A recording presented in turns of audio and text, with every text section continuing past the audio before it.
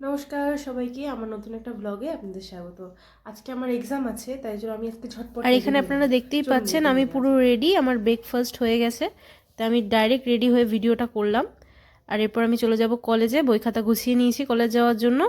আর নিয়ে নিয়েছি মনে করে যাবতীয় জিনিস যেসব আমার লাগবে। আমি হয়ে গেছি রেডি, আর এবার চলে যাব ইউনিভার্সিটিতে। এই যে নিয়ে নিলাম ব্যাগ। ও মা, আসি।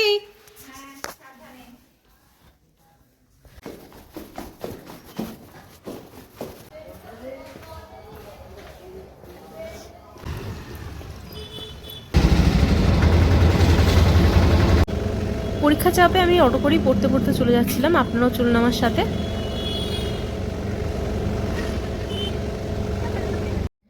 কিছুক্ষণের মধ্যেই পৌঁছে গেলাম ইউনিভার্সিটি এলাকায়, যেখানে আমার এক্সাম সেন্টার পড়েছে। আর ইউনিভার্সিটি এলাকাটা খুব সুন্দর, চারিদিকটা গাছপালায় ভর্তি, তাই জন্য খুব ঠান্ডা একটা পরিবেশ। সময় পেলে আপনাদের কখনো ঘুরে দেখাবো পুরো ইউনিভার্সিটি এলাকাটা, আপনাদেরও ভালো লাগবে দেখলে।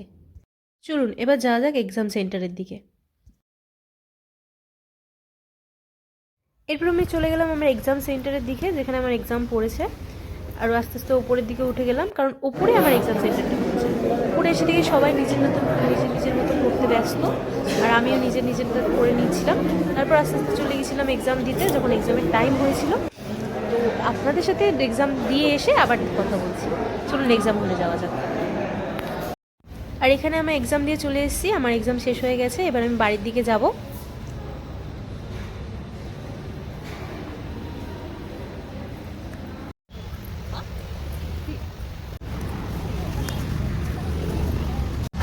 আর এই যে এখানে আমি বসে পড়েছি অটোতে বাড়ি যাওয়ার জন্য। আর দেখুন এরা এখানে আমরা গল্প করছিলাম, আমার বেশ কিছু বান্ধবীর সাথে।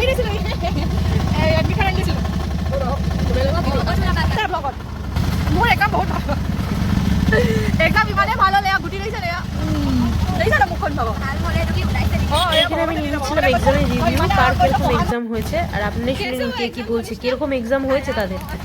মনীষা, নন্দিতা।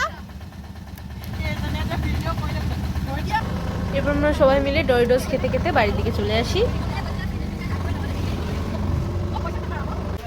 আর আমি এখন নেমে পড়েছি অটো থেকে বাড়ির উদ্দেশ্যে যাওয়ার জন্য। চলুন এবার ঘরে যাওয়া যাক। চলে এসেছি বাড়ি, আর হয়ে গেছি রেডি। এখন আমি যাবো ইনভিটেশনে। আজকের জন্য ব্লগটা এখানেই শেষ ভিডিওটি করলাম। ভালো লাগলে অবশ্যই লাইক কমেন্ট সাবস্ক্রাইব করে দেবেন। আর যারা ফেসবুক থেকে দেখবেন তারা অবশ্যই ফলো করে দেবেন, লাইক কমেন্ট করে দেবেন। ধন্যবাদ।